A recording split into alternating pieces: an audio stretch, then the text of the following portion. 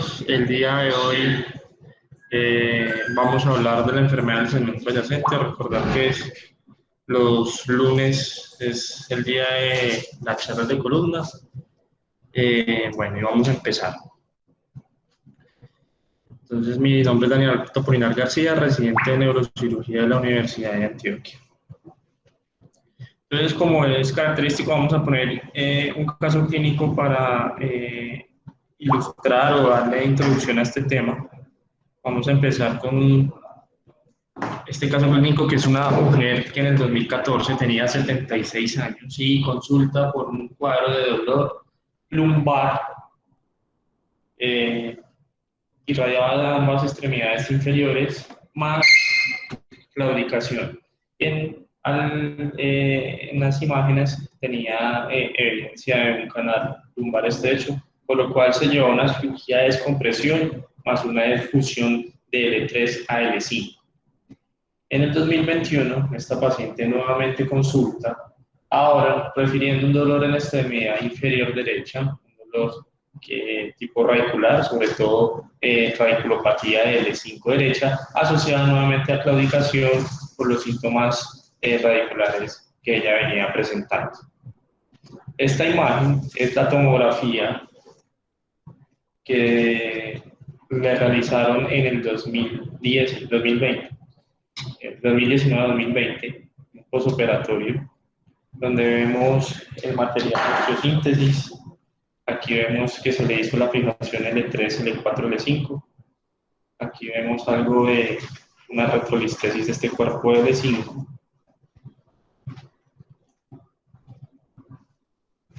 Este es el corte axial, donde vemos una hipertrofia facetaria a nivel de L5, S1. Aquí vemos una ligera actitud escoliótica. Y esta es la resonancia, donde muestra un compromiso discal en el nivel L5S1. Ya conocíamos este nivel que tiene su compromiso a nivel L4-L5, y vemos este L5S1, sobre todo compromiso del lado derecho de la articulación facetaria y también compromiso discal.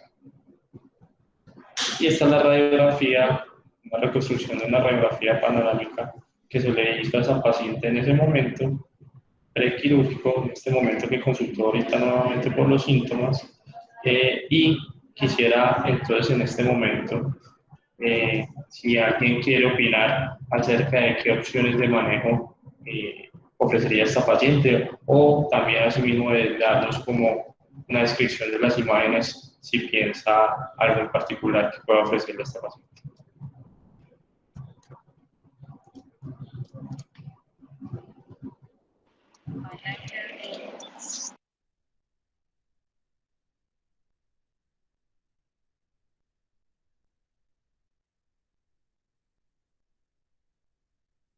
Profe Julián.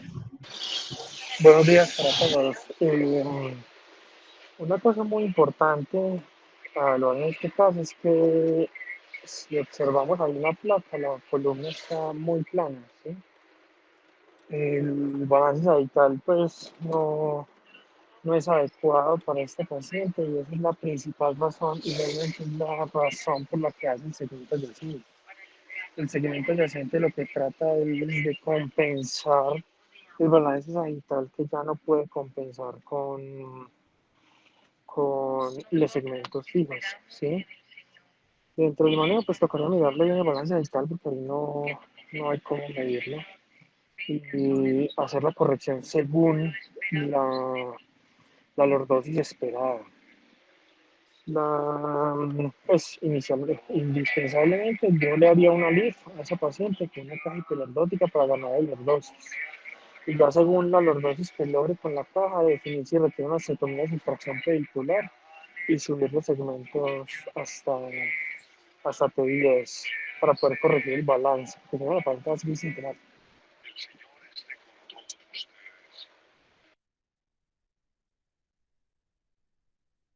Ok, ¿alguien tiene alguna otra opinión?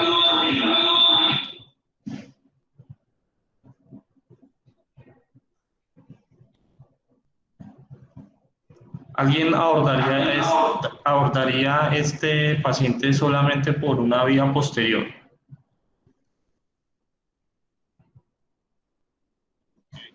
Ahorita el problema de hacerlo solamente vía posterior es que por vía posterior lo fijas, lo pones un tilip realmente no produce lordosis.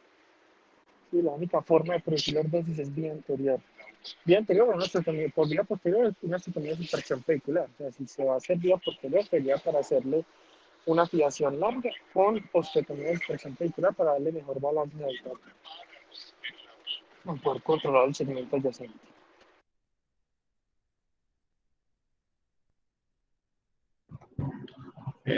Profesor Gustavo Giraldo, doctor Carlos Ruiz, ¿tienen alguna otra opinión?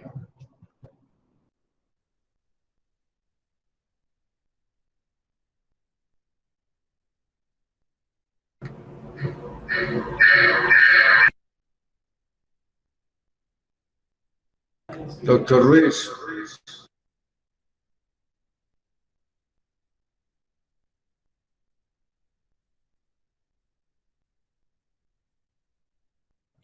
Bueno, entonces vamos a seguir con la charla. Entonces, cuando hablamos, permítame, ya me ubico acá. Cuando hablamos de enfermedad del segmento adyacente, se considera que, como a modo de generalidades, es una secuela tardía de una cirugía que en un momento inicial se pensó que era exitosa.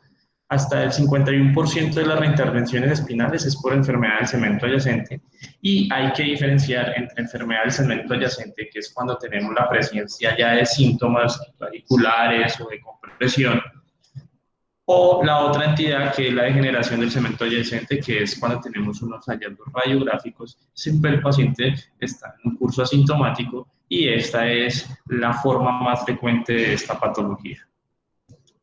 Generalmente se cree que se da por alteraciones por sobrecarga en un sitio donde normalmente la carga de la columna o de los diferentes movimientos eran repartidos entre varios segmentos, y queda solo como a expensas de los niveles contiguos al sitio donde se realizó la cirugía, ya sea inferior o a nivel superior.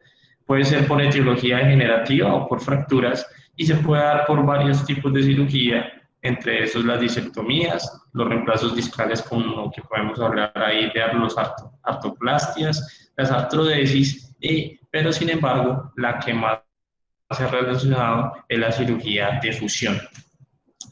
Recordar que los mecanismos biomecánicos espinales son muy complejos, los de la columna son muy complejos.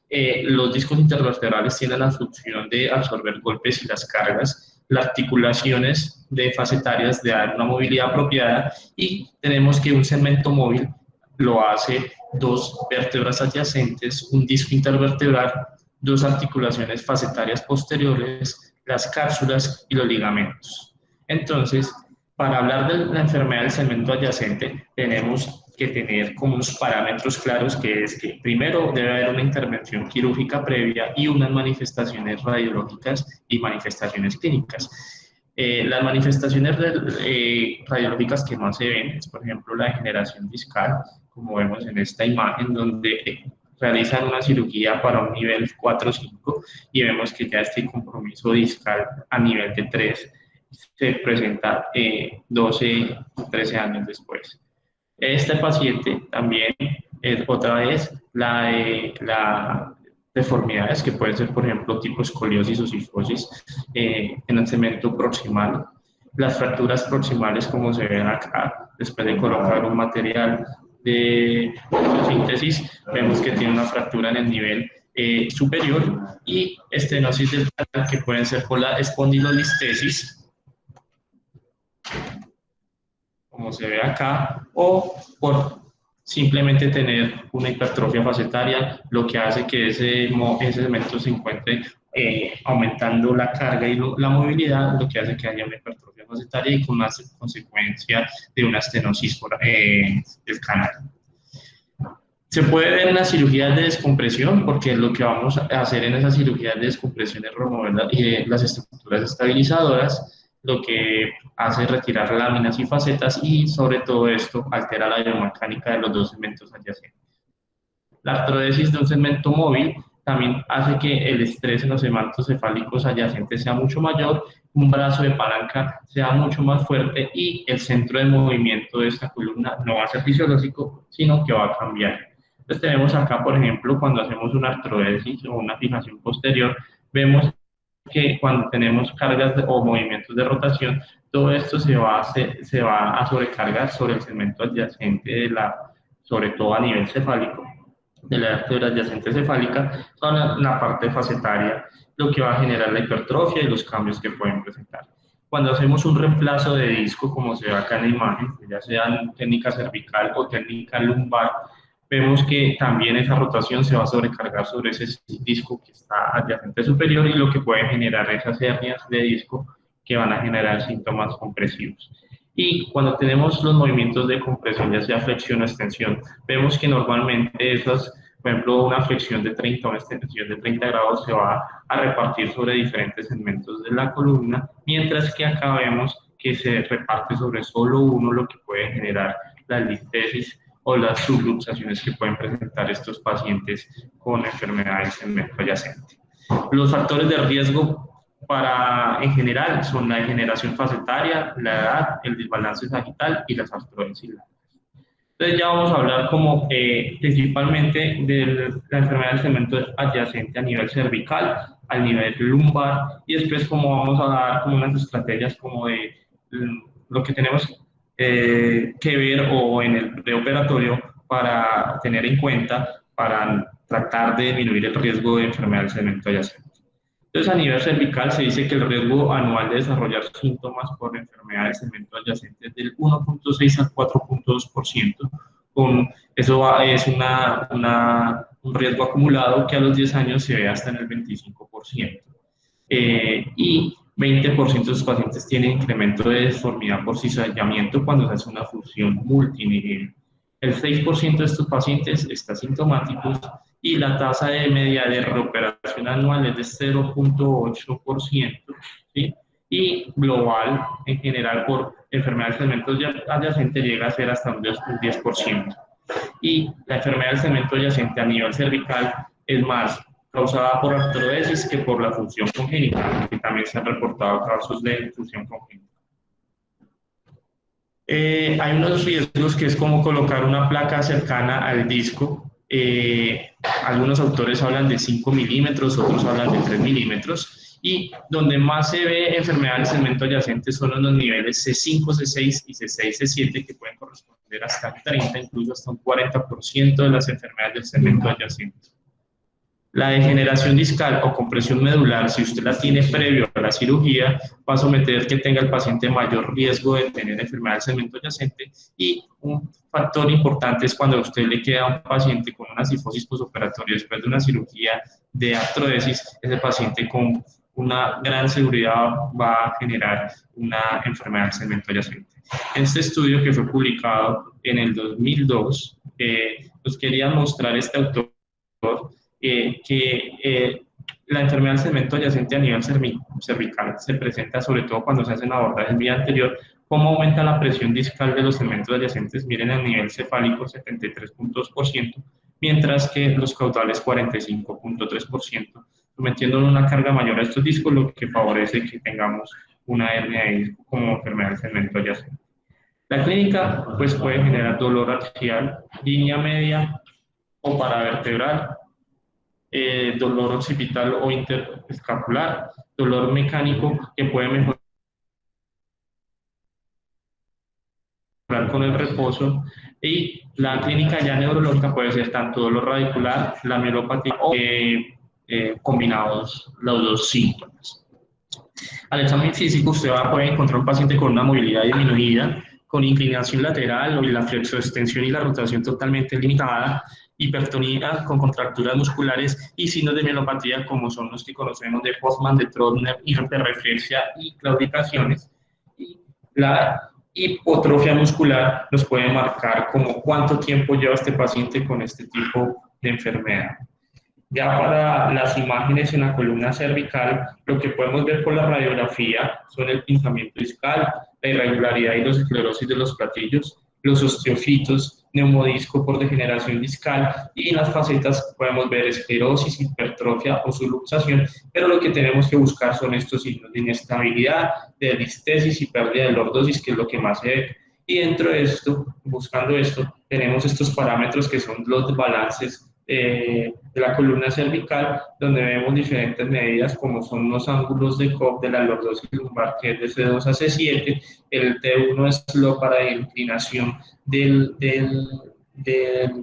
cuerpo de C1, y también el balance sagital de C7. Este otro que es la apertura de torácica, que también nos va a marcar cómo podemos llegar a tener un paciente con una columna cervical balanceada o desbalanceada. En este artículo vieron que de todos estos parámetros que tenemos, que mencionamos anteriormente, vemos que uno de los que puede mostrar como un factor de riesgo independiente para enfermedad del cemento adyacente es tener un T1, una inclinación del T1 o un T1 slope menor de 19.5 grados. Y el balance de la apertura torácica va a presentar, si usted tiene un balance de la apertura torácica, que es este que le muestro acá, probablemente el paciente va a tener un menor riesgo de una enfermedad del cemento adyacente. Miren la tabla acá, donde ustedes ven que tener el T1 slope por debajo de este valor tiene una P con un valor significativo, mientras que los otros, lo único que puede llegar de pronto a tener relevancia es el ángulo, la lordosis cervical. En las imágenes de tomografía, lo que podemos ver es signos degenerativos, las facetas hipertróficas, estenosis ósea foraminal y calcificación discal o ligamentaria. En la resonancia, lo que vamos a ver en el disco es que puede estar deshidratado, una pérdida de altura, puede haber desgarro o herniaciones. En los platillos se pueden ver cambios módicos por movimiento o cambios degenerativos, y en las facetas hipertrofia incluso puede haber señal hiperintensa intraarticular en el T2 y el STIR, que lo que nos va a hablar es que tenemos un líquido sinovial, y en algunos casos ese líquido como que se encapsula y va a generar un quiste articular. Otros cambios que podemos ver son los de mielopatía y mielomalacia. El tratamiento en la columna cervical de enfermedad del cemento adyacente a nivel de la columna cervical puede ser tanto conservador como quirúrgico. Y el quirúrgico está sobre todo indicado cuando tenemos mielopatía o estenosis. El tratamiento médico, entonces, está basado en la medicación, que pueden ser AINES, esteroides, opioides, biorelajantes e incluso antidepresivos como la mitriptilina o la imipramina. La fisiatría, la ortesis se recomienda, pero no usarla más de un mes, y la reeducación e higiene de pacientes y los bloqueos foraminales o facetarios se pueden tener como una alternativa, aunque a un nivel de la columna cervical no son tan usados con frecuencia. Ya en la parte quirúrgica tenemos la descompresión radicular o medular, y lo que podemos hacer es una artrodesis o una artroplastia, y los abordajes que podemos usar es un abordaje anterior, un abordaje posterior o un abordaje combinado. El abordaje anterior en estos pacientes está indicado como cuando tenemos una hernia discal con radiculopatía, una compresión medular anterior, una columna rectificada, cuando vamos a hacer una disectomía o una corpectomía, y artrodesis se usa una artrodesis con injerto o caja o con un cilindro. Hay que tener en cuenta que si es un paciente que ya previamente ha sido operado por vía anterior, si nos metemos por la cicatriz vamos a tener un riesgo que todo eso está adherido y un mayor riesgo de la lesión del nervio laríngeo recurrente. Sin embargo, lo que revisa la literatura muchas veces, tenemos lesión del laringio recurrente que no se evidencia en la parte clínica, y de pronto entrar por el lado contrario de la lesión también somete un riesgo de que queden lesionados los dos nervios laringio recurrente. Entonces es como un debate por dónde entrar, pero lo que recomiendan los doctores es que en medida de lo posible entrar por el lado contrario para evitar complicaciones.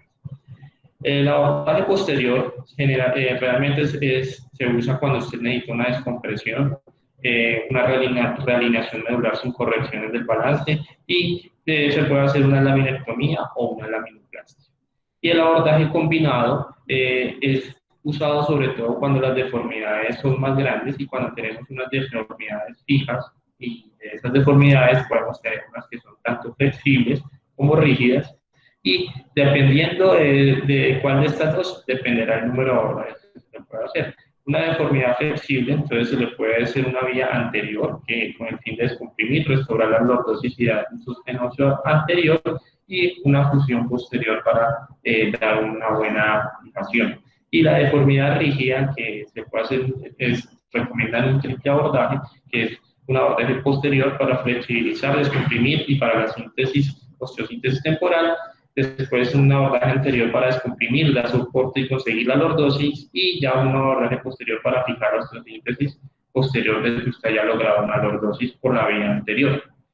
En este estudio se demuestra que se usaron incluyeron 108 pacientes, 77 pacientes por vía anterior y 31 por vía posterior, y lo que ellos querían mirar era cuál de las dos abordajes, vía anterior o posterior, tiene más riesgo de enfermedad del segmento adyacente, o requiere una tercera cirugía más bien después del tratamiento de una enfermedad del segmento adyacente inicial. Y lo que encontraron es que de estos pacientes, la mayoría son por vía anterior, tienen un mayor riesgo de enfermedad del segmento adyacente respecto a los pacientes que son abordados por vía posterior. Entonces hay cosas que hay que preguntarse claras cuando está abordando un paciente con una enfermedad del segmento adyacente, preguntarse si tiene pseudoartrosis, si tiene una psicosis fija, cuántos niveles hay que instrumentar o que están comprometidos, qué estructura neural necesita descomprimir y qué abordaje previo se utilizó a este paciente para definir qué se debe realizar. Este algoritmo que lo postula el grupo de la AO Spine nos habla de la enfermedad del segmento adyacente a nivel cervical. Cuando tenemos sintomáticos, ya sea por una cervicalgia, o sea, lo inicial es dar un tratamiento conservador. Si mejora, entonces se hace un control con higiene postural y los ejercicios. Si no, se puede ofrecer un bloqueo facetario. Si no mejora ese bloqueo facetario, se opta por hacer una artrodesis, una vía posterior, descompresión posterior, si lo llega a requerir. Si tiene una radiculopatía o radicología, como dicen acá, se le puede hacer igualmente un tratamiento conservador. Si mejora, entonces igual control con ejercicios y higiene postural. Si no mejora, igual se ofrece el bloqueo facetario. Si mejora, continúa con su higiene postural, y si no, entonces ya se le ofrece al paciente una disectomía más una artrodesis. Y ya, sin duda, cuando el paciente tiene una mielopatía, ustedes ven acá, si es una mielopatía que va progresando, el tratamiento quirúrgico es el de entrada. Si mejora, hay pacientes, si mejora con el tratamiento quirúrgico, hay opciones que se le pueden ofrecer, por ejemplo, la línea, esto lo que quiere decir la línea espinosa posterior, para determinar si el paciente es susceptible a hacerle una laminoplastia o, por lo contrario, necesita una disectomía más artrodesis. Ya vamos a hablar a nivel lumbar. A nivel lumbar, la prevalencia a años del 2.5%, con un acumulado hasta el 36.1% a los 10 años después de la cirugía, de la fusión. Y de estos pacientes, de este 36%, aproximadamente el 25% de todos los pacientes que se realizan una cirugía de fusión y que tienen enfermedad del segmento adyacente van a requerir una segunda cirugía. Y no, el hecho de hacer laminectomías nomás sin fusión no quiere decir que el paciente esté en protección o que no tenga riesgo de tener una enfermedad del segmento adyacente, y se ha demostrado que hasta el 10% de los pacientes tienen riesgo de presentar esta enfermedad. Como la médula sabemos que termina a nivel de L1 o L2, la clínica que van a enfrentar estos pacientes más es un dolor radicular o axial, y también a nivel lumbar, por la carga que va a tener sobre todo el cuerpo, va a tener unos colapsos vertebrales. Y el nivel que más se ve comprometido es a nivel cefálico, que aquí está. En cuanto a las fusiones, si se hace vía anterior, posterior o lateral, todas han mostrado riesgo de enfermedad del segmento adyacente. Sin embargo, cuando se hace una fusión, una caja por vía posterolateral, hace que no haya una traslación del centro de movimiento antero-posterior, y sin embargo, algunos autores hablan a favor de este abordaje lateral, en tipo sleeve, para cuando se pueda realizar. Se ha mostrado que todos estos reemplazos de estos de estos discos o colocar cajas intercorporales ha mostrado que aumenta hasta un 45% de la presión del disco en el segmento cefálico, y aquí, igual que en a nivel cervical, el sacral slope bajo es un indicador de mala alineación después de una función lumbar y nos marca un pronóstico de que este paciente va a ser una enfermedad del segmento adyacente. Los factores de riesgo son cirugía instrumentada, instrumentación pediculaar cuando se hace con violación de las facetas articulares, fijaciones largas que son, lo que quiere decir que sea más de 3 segmentos, o sea, 4 segmentos para adelante, fusiones 360 grados, pérdida del balance sagital cuando tenemos una diferencia entre incidencia pélvica y lordosis lumbar de más de 10 grados, comienza a tener riesgo, y el riesgo es mucho mayor o se dispara cuando tenemos por encima de 15 grados. Lesión facetaria adyacentes a intentar colocar los tornillos en los segmentos extremos de la instrumentación. Niveles adyacentes con degeneración previa, por ejemplo, una discopatía previa que no nos hayamos dado cuenta, seguramente va a ser un factor riesgo para que este paciente tenga una enfermedad del segmento adyacente. Entre más el paciente tenga mayor edad, el paciente va a tener mayor riesgo, es una relación directamente proporcional. El sexo masculino tiene más riesgo, o de pacientes con osteoporosis y menopausia van a tener más riesgo, y asociación de gestos de descompresión al fijar las espondilolistesis sísmicas, o sea, hacer muchas maniobras, también puede hacer que haya riesgo de tener enfermedad del segmento adyacente. Este artículo lo traigo, fue publicado en Neurosurgery en el 2015, y nos muestra el riesgo que hay de tener una enfermedad del segmento adyacente después de una fusión cuando tenemos un índice de masa corporal por encima de 25. Vemos que son valores estadísticamente significativos. Aquí vemos esta gráfica de Kaplan-Meier, donde nos muestra la tasa que tienen estos pacientes que tienen un índice de masa corporal por encima de 25, de mayor riesgo o menor tiempo de estar libres de una reintervención. La clínica de la patología lumbar en enfermedad del segmento adyacente es un dolor en línea media lumbaro paravertebral, un dolor mecánico, fisimotor, se puede dar por radiculopatía, claudicación, parestesias y el dolor por fractura y compresión secundaria. La radiografía va a mostrar parecido a la columna cervical, pueden haber cambios degenerativos e inestabilidad, vamos a ver que puede haber alteraciones en el balance sagital, balance coronal, la morfología pélvica puede estar alterada, así como la posición lumbopélvica. A nivel del disco se ve pinzamiento discal, irregularidades, esclerosis de los patillos, osteofitos, neumodiscos, y en las facetas esclerosis, hipertrofia, luxación, y lo que más se ve a nivel lumbar son las espondilolistesis, la dislocación o luxaciones, la escoliosis y el colapso vertebral. Y esta imagen la traigo porque es súper importante recordar que cuando se va a abordar un paciente con con patología de la columna lumbar, tenemos que tener, valga la redundancia, estos parámetros espinopélvicos muy presentes, como es la lordosis lumbar, el sacral slope, la incidencia pélvica y el pelvis. Y la próxima semana vamos a conversar de balance espinopélvico. Bueno, en las imágenes, en las resonancias, el disco puede presentar deshidratación, pérdida de la altura, desgarros, herniaciones. Los platillos pueden tener cambios MODI, como se ven acá en la figura, vemos unos cambios MODI 1. Y en las facetas pueden haber hipertrofia, señal intraarticular T2 en el STIR, que es el líquido sinovial, y los quistes articulares. En el TAC nos ayuda a mirar la estructura ósea, mirar si tenemos fracturas, listesis. Cuando son reoperaciones, mirar si hay mucho callo óseo para saber qué resección ósea debemos hacer y planificarla.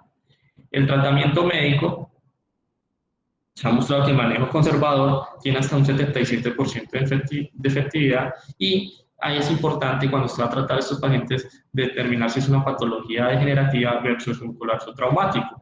Pues en la patología degenerativa, que es la más frecuente, la medicación está más es mucho mejor, tiene mejor respuesta. La fisiokinesioterapia, las ortosis realmente están debatidas, pacientes no toleran tener un corsé mucho tiempo, la reeducación y la higiene. Pero sin embargo, en el traumático pues se puede ofrecer el reposo inicial, la analgesia e incluso un corsé. Sin embargo, en los traumáticos tenemos otras opciones que vamos a ver más adelante, como es las técnicas de cementación vertebral. Los bloqueos pueden ser una alternativa previa a la cirugía, son mucho más usados a nivel lumbar que a nivel cervical, y dependiendo si usted tiene una clínica monoradicular puede hacer un bloqueo foraminal, si es pluriradicular puede hacer un bloqueo peridural, y si es un bloqueo con una hallazgo de artrosis posterior puede hacer un bloqueo facetario. La cementación vertebral, como les decía, es sobre todo usada en los pacientes que tienen colapsos vertebrales, una enfermedad de cemento adyacente dada por patología de fractura vertebral adyacente. La vertebroplastia se puede hacer, también la cifoplastia y en algunos casos la estentoplastia. La cirugía, la más que se usa es la revisión por abordaje posterior. Sin embargo, ya con las técnicas mínimamente invasivas, tiene unas ventajas, que es, por ejemplo, no se somete el paciente a esa disrupción muscular que pueda frenar toda la musculatura posterior, que en algunos autores dicen que contribuyen o aumentan el riesgo también de enfermedad del cemento adyacente. Están indicadas en pacientes viejos con comorbilidades, se puede hacer una compresión indirecta, además de restaurar la altura discal. Y este diagrama lo traigo como para recordar los tipos de abordajes que podemos usar, como es el ALIF, el TLIF, el LIF, y algunos como el OLIF. El ALIF, sobre todo lo usamos cuando tenemos un compromiso discovertebral con o sin mínima compresión. La pérdida segmentaria, que tengamos una pérdida segmentaria de la lordosis, y se puede usar una caja con tornillos y se la usan sobre todo en los niveles L5S1 y L4L5. Y hay unos factores de riesgo o unas complicaciones como son la lesión vascular, lesión del uréter, la simpatitectomía, la eyaculación retrógrada, falla en la consolidación, aflojamiento y pérdida de la ubicación del implante.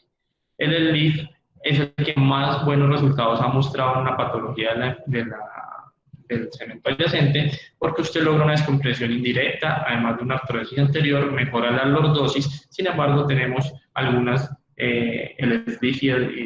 o complicaciones o limitaciones, que es la reja costal y estas ilíacas, que estas complicaciones pueden ser, o estas contraindicaciones más bien pueden ser relativas. Hay gente que ya las hace a pesar de esto, y las lesiones radiculares transitorias es muy bueno tratarlas por medio de este tipo. El abordaje posterior es la mayoría, está reportada en la mayoría de procedimientos para el manejo de esta patología. Se puede lograr una descompresión importante al quitar todas las estructuras neurales o óseas posteriores, y reemplazar también el disco por ya sea puntilif, bilif, y incluso colocar dispositivos interespinosos en la transición. Y el abordaje complicado es cuando tenemos unas enfermedades del cemento adyacente complicadas y cuando queremos hacer osteotomía.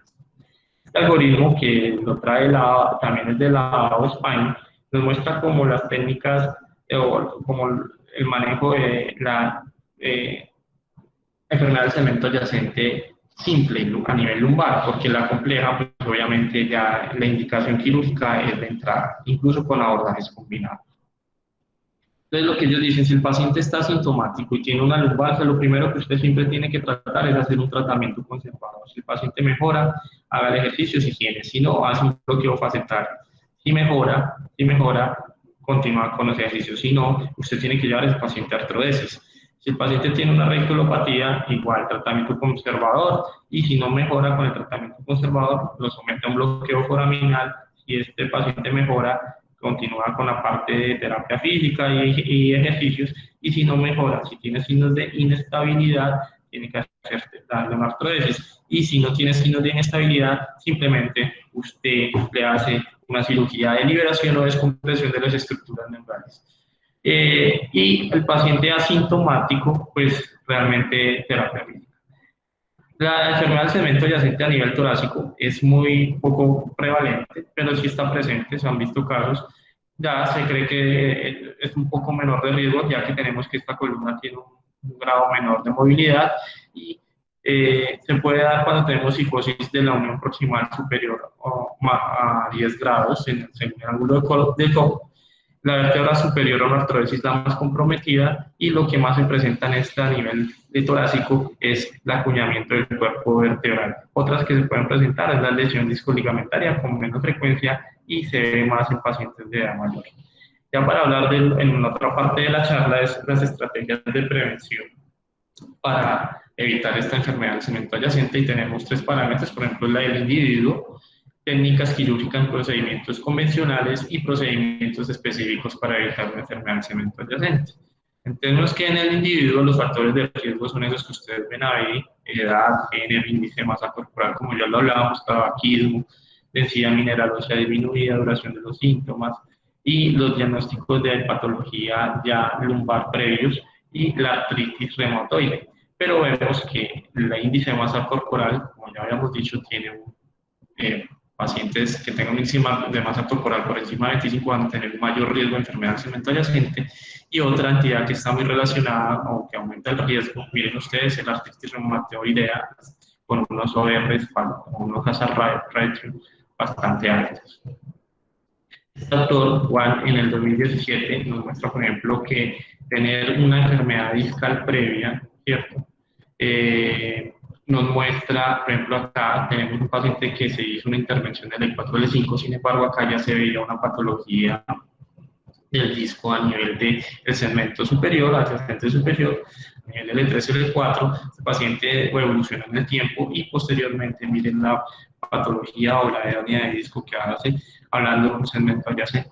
Entonces él usa esto y dice que dependiendo del grado de la clasificación de generación discal, entre más grado de generación, sobre todo cuando tenemos un grado 3 de generación discal, de la clasificación de Firman, vemos que el paciente tiene mucho más riesgo de realizar una enfermedad del segmento adyacente.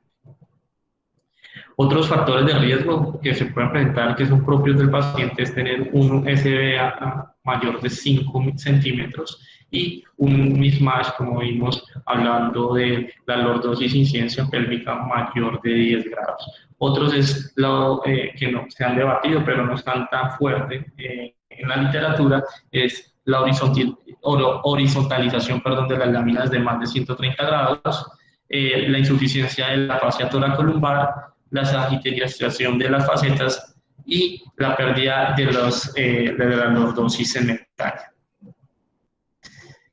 Cuanto a la técnica quirúrgica en los procedimientos convencionales, por ejemplo, hay algo que hay que tener o prestarle mucha atención, es el hecho de, en el intento de marcar un disco, por ejemplo, acá, como vemos en la columna cervical, iban a hacer un abordaje a este 5-6, ¿cierto? Sin embargo, el disco que marcaron fue el superior y eso en el tiempo, como ustedes ven acá, comienza a generar una enfermedad del segmento adyacente a futuro. Entonces se ve que el riesgo relativo de una degeneración discal por una mala marcación en un momento quirúrgico, una violación de esa cápsula y discal o el anillo discal es del 3.2 según este artículo del 2009. Y otro parámetro que tenemos a nivel de la columna cervical es de hacer una disección superióstica limitada de 3 a 4 milímetros, favorece la prevención de la enfermedad del segmento adyacente, un menor riesgo de lesión del ligamento longitudinal anterior y también de la musculatura paravertebral.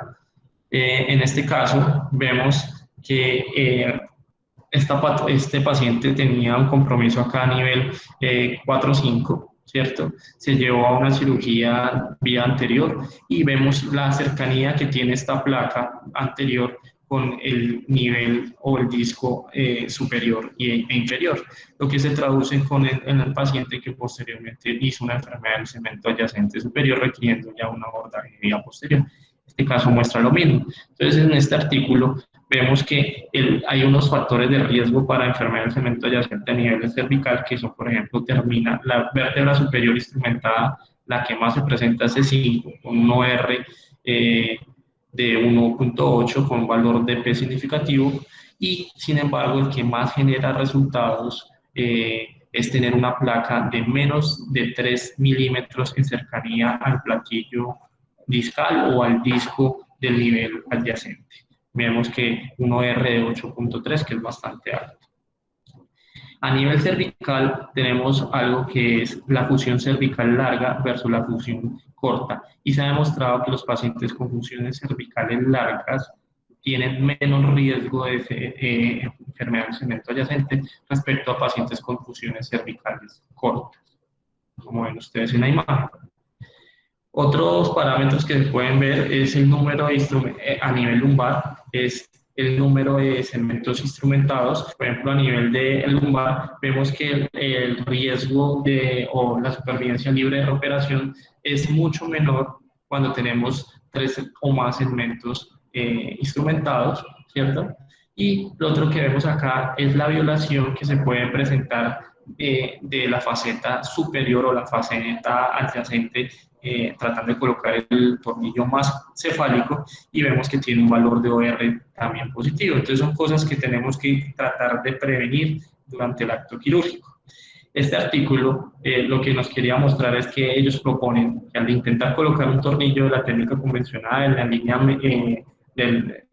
la unión de la articulación con la transversa, a veces nosotros desgastamos algo de articulación o de faceta para colocar el tornillo, y se ha mostrado que tiene hasta un mayor riesgo, hasta un 30% de generar enfermedad del cemento adyacente respecto a esta técnica que ellos proponen, que es colocar un tornillo más alejado, pero más con una inclinación más medial, para evitar esta enfermedad del cemento adyacente. Este artículo en el 2000, o este autor más bien, First, y sus colaboradores en el 2011, hablan de que terminar una fusión NL5 tiene un riesgo de generar una enfermedad del segmento adyacente con un riesgo relativo de 1.7. Si usted tiene un paciente con una laminectomía adyacente a la fusión, el riesgo es de 2.4, y la vértebra proximal instrumentada, si usted para en L1, L2 o L3, tiene mayor riesgo, 1.5, versus si usted termina en L4, L5, y si usted termina y tiene mucho más riesgo, incluso 8 veces más, si usted llega a terminar en T10, T11, T12, cuando se hace sobre todo instrumentaciones largas. Ya para hablar de los procedimientos específicos para evitar la enfermedad del segmento adyacente, tenemos entonces el reemplazo discal total de la ortoplastia, la estabilización dinámica con tornillos pediculares, que son estos tornillos que pueden tener un rango de movimiento, lo que hace que no sea una estructura totalmente rígida. Tenemos acá las técnicas mínimamente invasivas, los dispositivos interespinosos y los abordajes como las técnicas mínimamente invasivas, y el que más está aportando en esto en este momento es el SLIF. Entonces el reemplazo discal total los ha mostrado que sí tiene una mejoría, mayor tasa de fusión y todo, en respecto a la instrumentación y a la parte de la construcción de esa corrección que se quería hacer. Sin embargo, no ha mostrado significancia clínica, por lo cual el reemplazo discal total todavía no se usa con mucha fuerza, a pesar de que algunos autores, como este estudio del 2018, muestra que el paciente tiene mejoría en todos los síntomas en este metaanálisis que él hizo, apoyando el uso de los reemplazos discales totales, sobre todo con cajas dinámicas. Los dispositivos, otra modalidad son los dispositivos interespinosos, como ustedes ven acá en la imagen. Ellos dicen que tiene una mejoría porque pueden lograr una descompresión foraminal y hace que el cemento adyacente no quede totalmente rígido y disminuir la carga que puede presentar. Sin embargo, tampoco ha mostrado evidencia en la mejoría clínica y puede mostrar hasta un aumento de la reoperación versus la descompresión mínimamente invasiva, y además no es costo efectivo.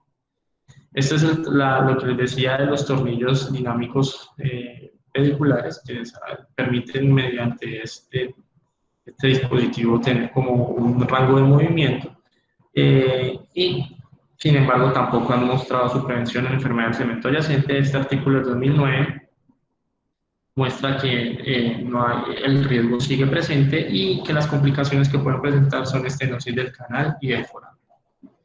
Y ya para terminar, vamos a mostrar la solución que se le dio a este caso. Esta paciente pues se llevó a una cirugía nuevamente, se le hizo una instrumentación, se le aumentó la instrumentación. Recordar que teníamos un nivel del 3, del 4, del 5 y esta paciente se llevó una instrumentación incluyendo tornillos AS1, se le colocó un clip L5S1, por dificultades técnicas no se le logró hacer un clip L4L5. Aquí vemos las imágenes posoperatorias en el plano coronal, donde mejoró algo de su actitud política que tenía, y ese es el caso que teníamos para hoy. Y traemos otro caso, que es una paciente de 45 años, que se llevó a cirugía por una enfermedad discal, tiene una instrumentación previa L4, L5, ¿sí? Donde vemos que aquí ya en este segmento ya había aquí algo de patología de disco, donde vemos una degeneración discal a niveles del 3 L4, ¿sí? Con compromiso sobre todo de los forames. Esta paciente entonces se llevó nuevamente a una cirugía, aumentando, haciéndole, colocándole un TLIF, aumentando de sus síntomas. Y bueno, eso es lo que tenía para hoy. Muchas gracias, Daniel. Muchas gracias, Daniel. A mí me surgió una pregunta, Daniel, y me gustaría que el doctor Ruiz o el doctor Julián me dieran la respuesta. Y la pregunta es la siguiente: en la enfermedad del segmento adyacente lumbar siempre consideramos que es una lesión inestable, pero a mí me quedan dudas porque muchas veces puede ser estable. ¿Ustedes siempre fusionan o alguna vez deciden simplemente descomprimir las raíces y no aumentar la instrumentación? Esa es mi pregunta. Carlos, me gustaría oír tu concepto. Carlos Ruiz.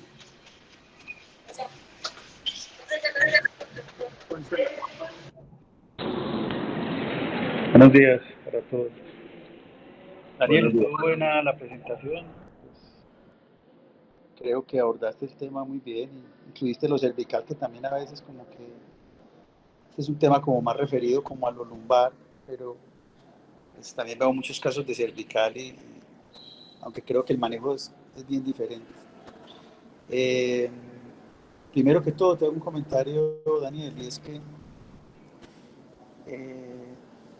hay un elemento que debería ser siempre tenido en cuenta en una presentación de segmento adyacente, y es hacer la autocrítica para todos nosotros como médicos, seguramente unos más y unos menos, y es que nosotros hemos creado esta enfermedad. Esta enfermedad es producto del intervencionismo que hemos hecho, que algunas veces es necesario, pero muchas otras veces no. Y entonces, si alguna símbolo de iatrogenia hay en columna, es la enfermedad del segmento adyacente. Y entonces, ¿por qué traigo eso a colación? Porque a veces la enfermedad del segmento adyacente la tratamos aún con más iatrogenia. Entonces, como acaba de decir aquí el doctor González, no necesariamente la imagen que uno ve es ya un motivo para operar al paciente, porque seguimos en esa cadena loca de instrumentar pacientes, porque ya nos parece pues que cada radiografía que vemos no nos gusta y entonces queremos seguir subiendo y subiendo como una escalera, tornillos por todos lados. Yo creo que el mensaje aquí es que cuando uno enfrenta a un paciente con una enfermedad del segmento adyacente, hay que ver si ha agotado todo el manejo y todas las posibilidades y si hay una correlación de la clínica con la imagen, que definitivamente hay imágenes muy escandalosas con pacientes que no están tan enfermos, sobre todo gente tan mayor, porque muchas veces estos pacientes se demoran, como este caso que mostraste, 6, 7 años en tener nacer la enfermedad del segmento adyacente y ya han subido otros 10 años en la vida, tienen 80 o más años. Yo creo que habría que ser crítico allá a la hora de poner tornillos. Entonces, mi respuesta a esa pregunta es que yo creo que hay muchas enfermedades del segmento adyacente que son solo radiológicas, que no son necesariamente clínicas ni son inestables, pues hay una fibrosis, el paciente se ha acomodado y yo creo que muchas veces eso no hay que tratarlo efectivamente pues con instrumentación, hay que ofrecerle otro tipo de manejo. Gracias, Carlos. Julián, adelante. Julián Zuluaga. Bueno, yo creo que hasta que no existe una teoría mejor, el balance salutal, y nosotros creemos nuestras propias teorías, eh, para mí ese es uno de los puntos de mayor factor de riesgo para el segmento adyacente. El segmento adyacente realmente es una enfermedad creada. Esa enfermedad no tiene más de 50 años. Se empezó a hablar más o menos de 50 o 60 años. Es una enfermedad iatrogénica. Lo que pasa es que la falta de corrección en el balance sagittal es lo que más, es uno de los factores de riesgo principal para que sea el segmento adyacente. Para mí, el segmento adyacente es igual a inestabilidad. O sea, yo sí creo que cuando uno tiene un segmento adyacente, hay que intervenirlo instrumentado.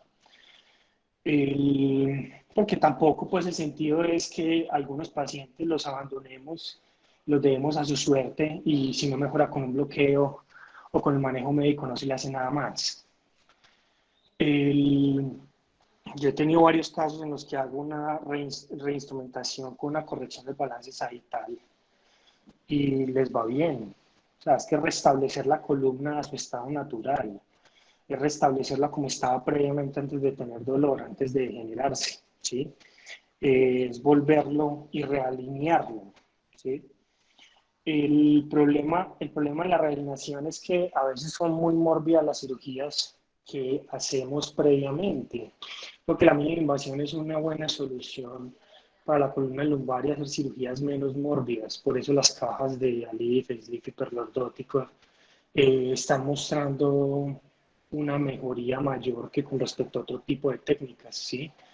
Las técnicas abiertas posteriores tienen que ir cambiando, tenemos que ir cambiando mucho hacia la mínima invasión, porque es que el estabilizador dinámico, que es el músculo, si lo lesionamos demasiado también va a haber segmento adyacente, o sea, tenemos que buscar técnicas en las que haya menos daño muscular, es que la mínima invasión no son incisiones pequeñas, la mínima invasión es preservar el músculo, que es el estabilizador dinámico. El estabilizador dinámico es el más importante de la columna. El músculo es de alta importancia para preservar el balance vital en los pacientes y el cono de la economía.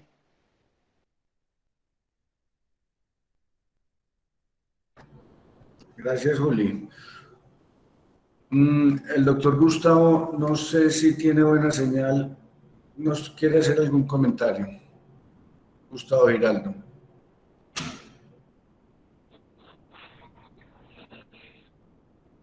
Pues, Nacho, ahí intento ver si de pronto me escuchan algo ahí como me Sí, muy escuchas. bien, muy bien.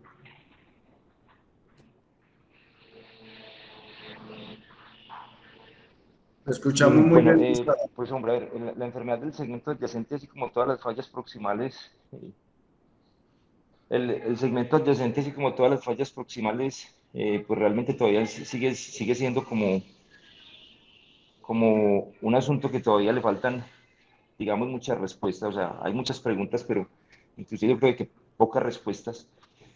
Una, una de las cosas importantes que se debe abordar es lo que dice Julián, es el balance sagital, o sea, es mantener, digamos, la columna balanceada más que alineada, porque es un detalle también que inclusive en una próxima reunión la vamos a comentar. Y digamos que el balance espinal depende de muchas cosas que inclusive muchas veces no se tienen en cuenta. Entonces, aunque sí sigue siendo un enigma porque muy posiblemente pues, la enfermedad del segmento adyacente sigue siendo, puede seguir, puede, puede hacer parte como un continuum de la enfermedad degenerativa del paciente, o sea, inicialmente se tuvo síntomas L4, L5, pero tardíamente puede tener también L2, L3 o L3, L4 en su patología degenerativa de base. Entonces, realmente yo pienso que faltan muchas respuestas acerca de este tema. Sin embargo, la responsabilidad que todos tenemos como cirujanos de columna cuando intervenimos cualquier paciente es simplemente hacer las cosas, digamos, lo más fisiológicas que se pueda y digamos también lo más anatómico y de preservación anatómica que se pueda. O sea, poner un tornillo no es simplemente poner un tornillo, sino saber, digamos, tener presente todas las variables que se deben tener en el momento de hacerlo.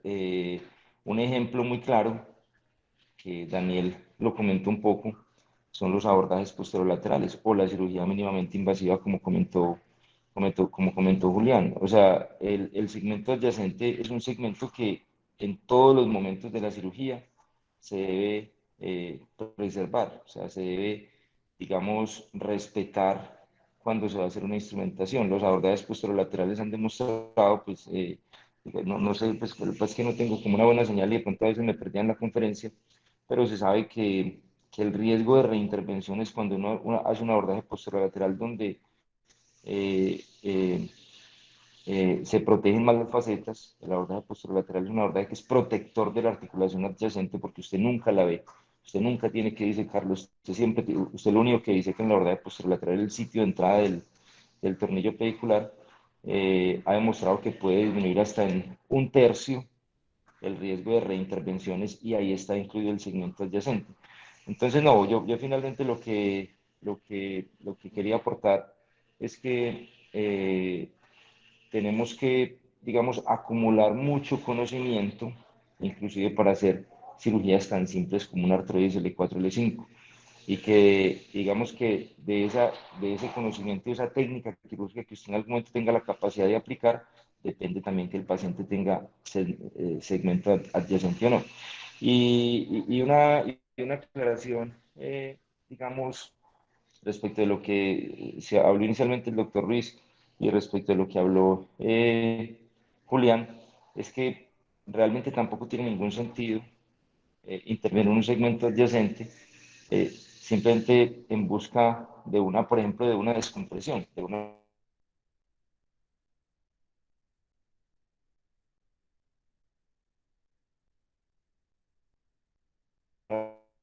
radiculopatía sagital o de columna balanceada o de, digamos, como de respeto por todas esas variables fisiológicas de la columna. Eh, Eso era lo que tenía para decir. Muchas gracias. Gracias, Tao. Yo le quiero preguntar a Daniel, ¿cuál es el porcentaje de reintervención después de reintervenir por un segmento adyacente? Es decir, lo que decía el doctor Ruiz, si yo opero un segmento adyacente, ¿esto me va a seguir progresando o por lo general para en ese nivel? Pregunta difícil.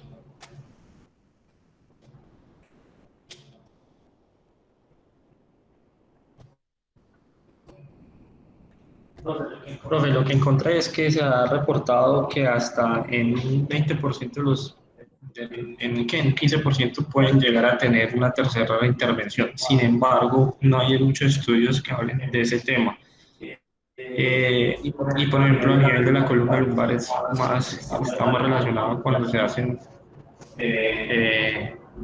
con la columna cervical, perdón, que fue donde encontré algo de información, más cuando se hacen vías anteriores y no una vía posterior para manejo del segmento adyacente. Se ve el mayor riesgo de una tercera intervención o que el tratamiento o la reintervención o el manejo del segmento adyacente en segunda instancia falle más que cuando se hace una vía posterior. Eso es lo que revisé, no sé si alguien tiene un comentario o una opinión diferente.